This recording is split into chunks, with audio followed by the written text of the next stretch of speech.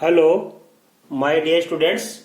गायत्री विद्या मंदिर उच्च माध्यमिक विद्यालय सांचौर जिला जालौर की हमारी ऑनलाइन क्लासेस में आप सभी का फिर से स्वागत है।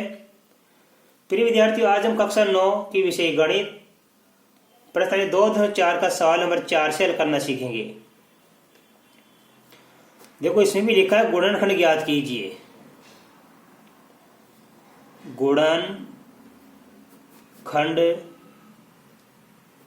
ज्ञात कीजिए।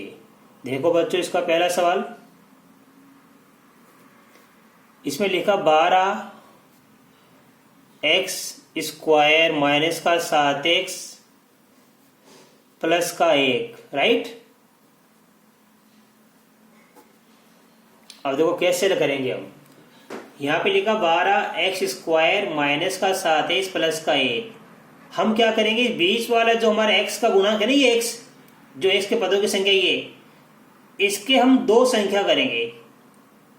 इसके दो टुकड़े इस प्रकार करेंगे कि दोनों टुकड़ों का गुणनफल तो आ जाए वापस का ये -7x, और दोनों टुकड़ों का जोड़ आ जाए इसके और इसके गुणा के बराबर। 12 का और 1 का गुणा कितना होता है? 12।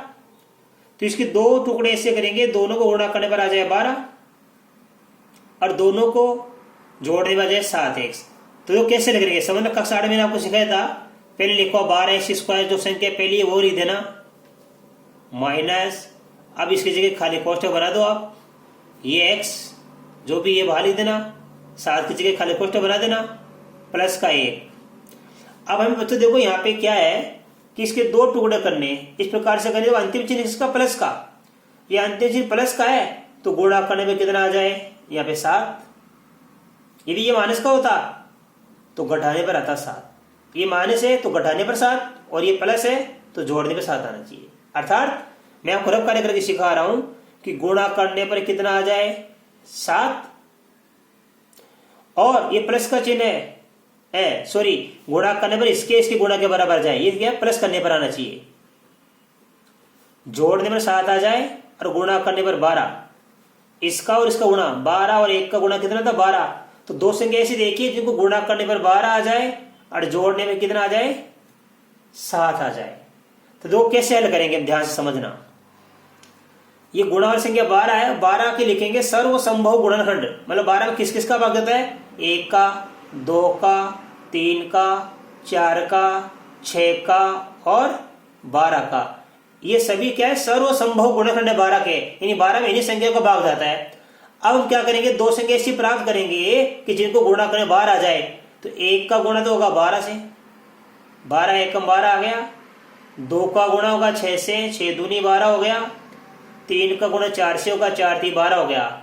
तो देखो, 1 का 12 से गुणा करने पर 12 होता है, 2 का 6 से गुणा करने पर 12 होता है, और 3 का 4 से गुणा करने पर भी 12 होता है। हमें दो संख्या ऐसी चाहिए जिनको गुणा करने 12 आ जाए और जोड़ने पर 7।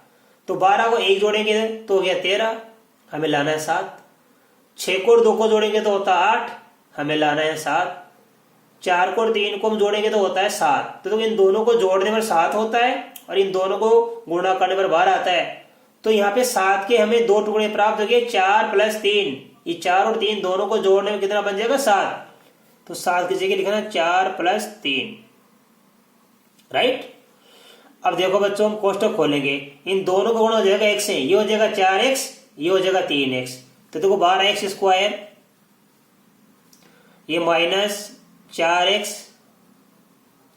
माइनस प्लस मिलकर माइनस का 3x, ये 4 3x प्लस का 1, राइट। अब इन दोनों में से हम निकालेंगे सार्व गुणनखंड यानी कॉमन फैक्टर। तो 12 में और 4 में तो 4 का भाग जाता है, x² में और x में x का भाग जाता है। तो 4x का भाग 12x² देंगे, 12 में 4 का भाग जाएगा 3 बार, x² में x का भाग जाएगा x बार, 4x में 4x का भाग जाएगा 1 बार, ये माइनस का माइनस। अब 3 में और 1 में किसका भाग जाता है? 1 का भाग देंगे इसे 3x में 3x, ये माइनस और प्लस मिलकर माइनस, 1 का भाग 1 में देने पर आता है 1। ठीक है, कैसे करेंगे? यहाँ पे इन दोनों के निकालेंगे सार्व गुणनखंड, फिर निकालने के बाद इन दोनों में दे देंगे भाग, फिर यहाँ निकालेंगे सार्व गुणनखंड, फिर इस दोनों भाग दे देंगे हम। अब देखो कोष्ठ में समान संख्या आएगी 3x माइनस 1, ये हो गया पूरे का सार और गुणनखंड। तो ये 3x माइनस 1 हो गया प्रथम गुणनखंड, 3x माइनस 1 हो गया प्रथम गुणनखंड। ये बाहर वाली संख्या तो दूसरे कोष्टक में 4x माइनस 1, ये 4x माइनस 1 लिखेंगे दूसरे कोष्टक में। इस प्रकार हमने ये दो गुणनखंड ज्ञात कर लिए बच्चों, राइट। अब देखो इसका दूसरा सवाल, इसमें लिखा 2x स्क्वायर प्लस का 7x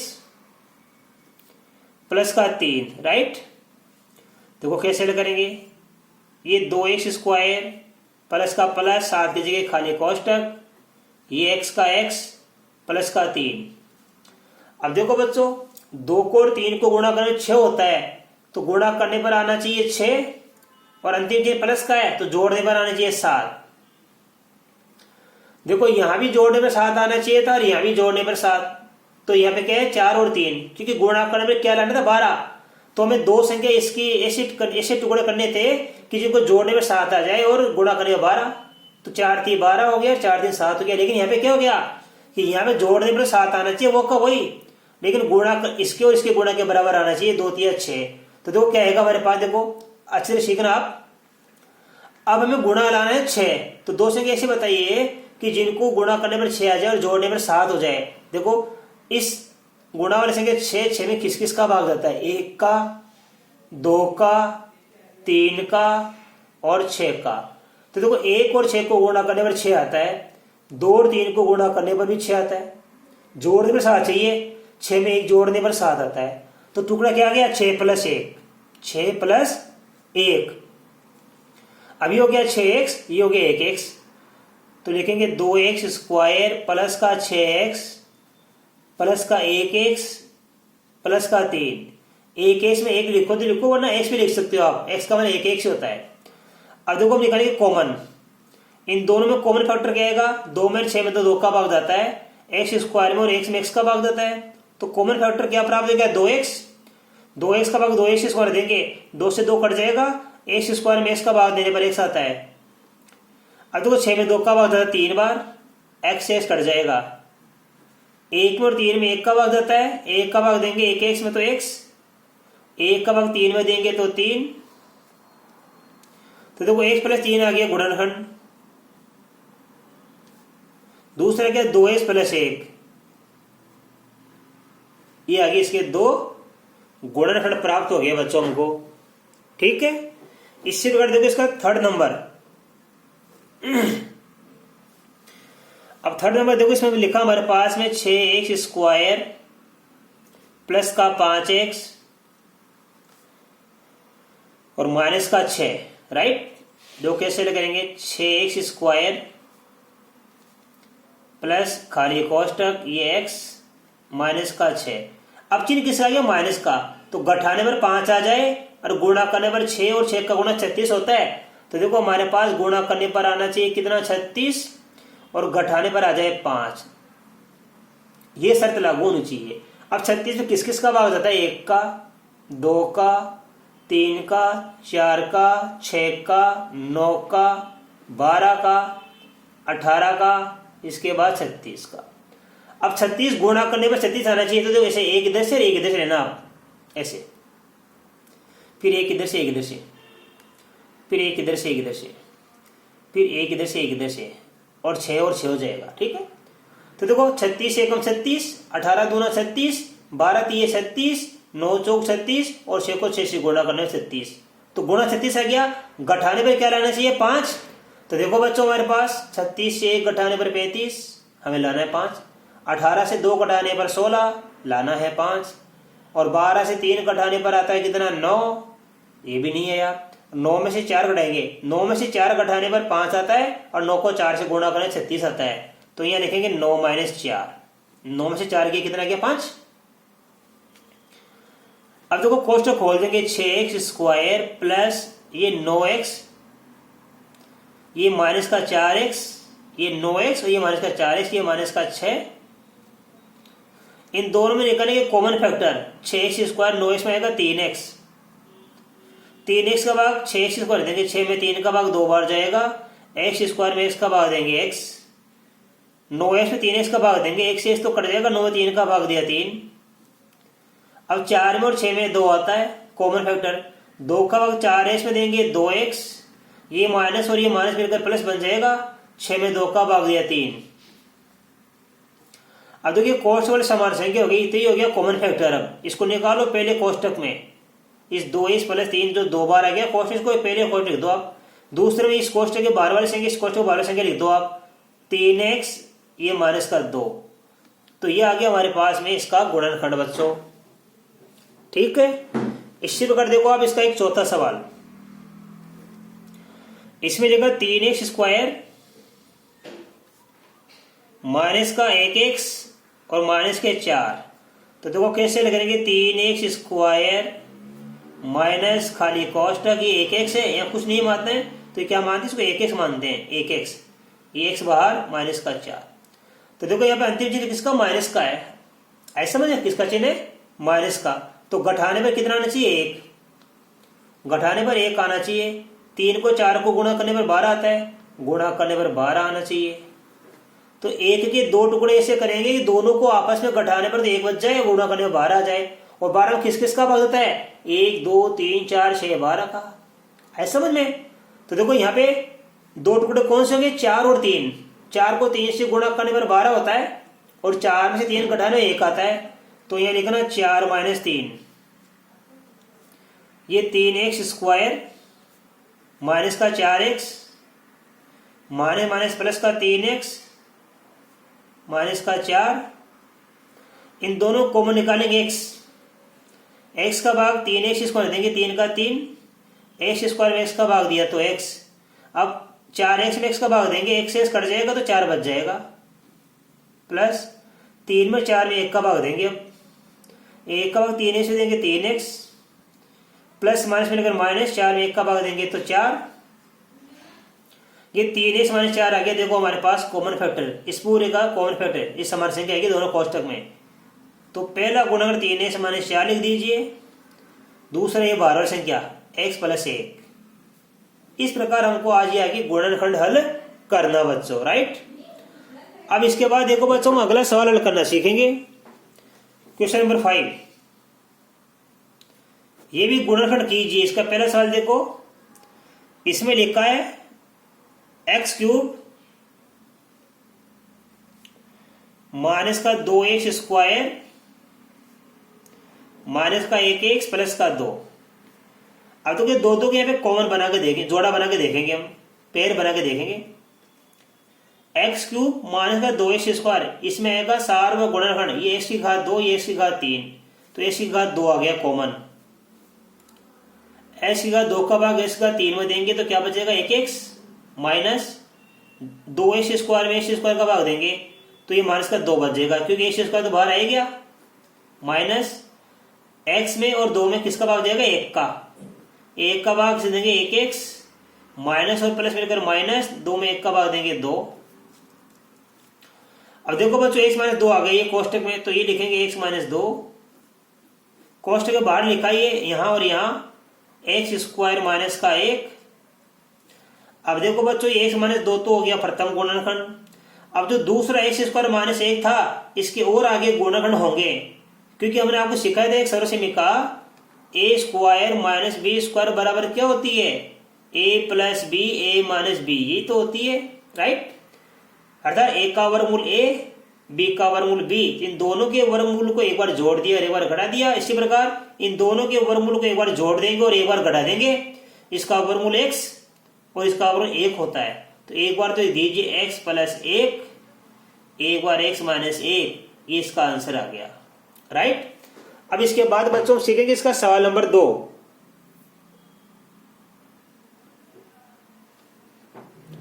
अब देखो बच्चों इसका सवाल नंबर 2 और 3, ये आपका शेषफल प्रमेय पर आधारित है इसका गुणनखंड, राइट। और चूंकि आपके संशोधित पाठ्यक्रम के अनुसार शेषफल प्रमेय के प्रयोग और उनसे संबंधित सवालों को उठा दिया गया है, तो आपको इसका दूसरा तीसरा करने की आवश्यकता नहीं है, राइट। दूसरा तीसरा हमारा जो इसमें गुणनखंड है, जो संख्या दे रखी है, ये शेषफल प्रमेय पर आधारित है, इसको हमको करने की आवश्यकता नहीं है। चौथा हमको हल करना है 2y³ प्लस का y स्क्वायर माइनस का 2y माइनस का 1, तो देखो बच्चों इसको कैसे करेंगे हम।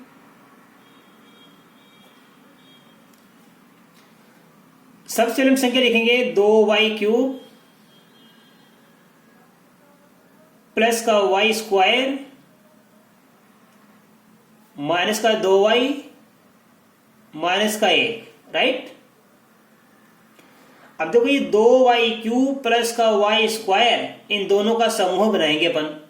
आगे माइनस के 2y माइनस का 1, इन दोनों का अलग से समूह बनाएंगे। अब इस समूह में से देखो क्या कॉमन निकलेगा, यानी सार्वभौम गुणनखंड क्या निकलेगा, y यहां भी है और y यहां भी है, तो इसका मतलब y क्या हो गया, कॉमन फैक्टर हो गया।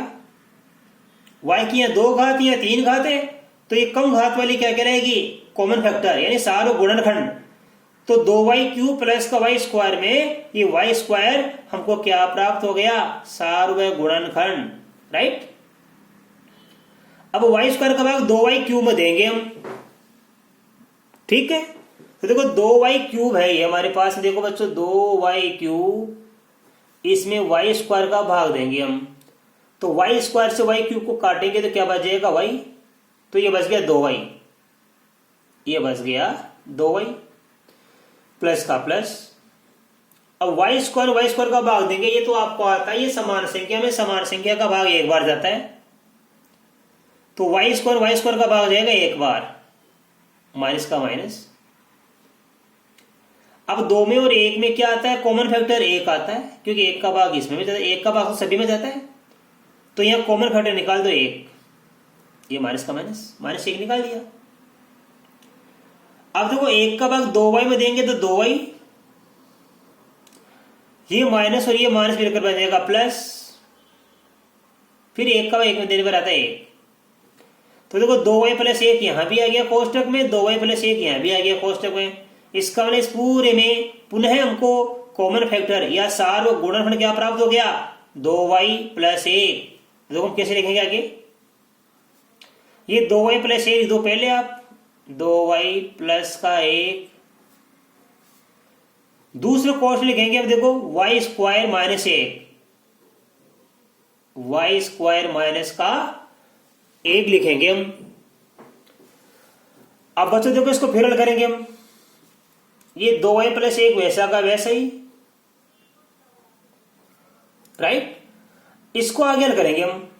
देखो y² का वर्गमूल होता है y, क्या होता है y, तो इसको लिखूंगा y का होल स्क्वायर, माइनस 1 का वर्गमूल होता है 1, तो इसको लिखूंगा 1 का वर्ग, राइट। अब देखो बच्चों 2y प्लस 1 वैसा का वैसा ही आ गया वापस। अब देखो इसको करेंगे, चूंकि ये a² माइनस b² जो भी बताया था वो रूप प्राप्त हो गया, और हमने आपको बताया था a² माइनस b² बराबर क्या होता है, a plus B, a minus B. It means ये a का मान है, ये b का मान है, अर्थात y में एक बार जोड़ देंगे और एक बार घटा देंगे। तो y में 1 जोड़ दीजिए आप, y प्लस 1, y में से 1 घटा दीजिए, y माइनस 1, तो हमके सवाल के 3 गुणनखंड प्राप्त हो गए बच्चों, ठीक है। अब 3 गुणन देखो हमारे पास क्या प्राप्त हुआ, एक तो हो गया 2y प्लस 1, दूसरा y प्लस 1, तीसरा y माइनस 1, ये इसका आंसर आ गया, राइट। तो बच्चों आज हमने आपको प्रश्नावली 2.4 के सवाल नंबर 4 और 5 के गुणनखंड हल करना सिखाए। इसके साथ ही बच्चों आज हमारी प्रश्नावली 2.4 कंप्लीट सोल्व हो गई है, पूरी तरह से हल हो गई है, और मैं आशा कर सकता हूं कि आज बताए गए ये सभी सवाल आपको बड़ी अच्छी तरीके से समझ में आए होंगे। आप इन सभी सवालों को अपनी नोटबुक में उतारना और इन सवालों की प्रैक्टिस करना। बच्चों आप नियमित रूप से इन वीडियोस को देखा करें, जिससे कि आपको गणित में बताए जाने सवालों की एक अच्छी समझ हो और अच्छी तरीके से आप सवालों को समझ सकें। नियमित रूप से आप सवालों को निकालोगे, वीडियोस देखोगे, तो निश्चित तौर पे आपकी गणित बड़ी सरल हो जाएगी, आप जल्दी से जल्दी सवालों हल करना सीख जाएंगे। अब बच्चों इसके बाद अगली प्रश्नावली 2.5 के सवाल मैं आपको कल के वीडियो में हल कराऊंगा। तब तक के लिए आप सभी को धन्यवाद।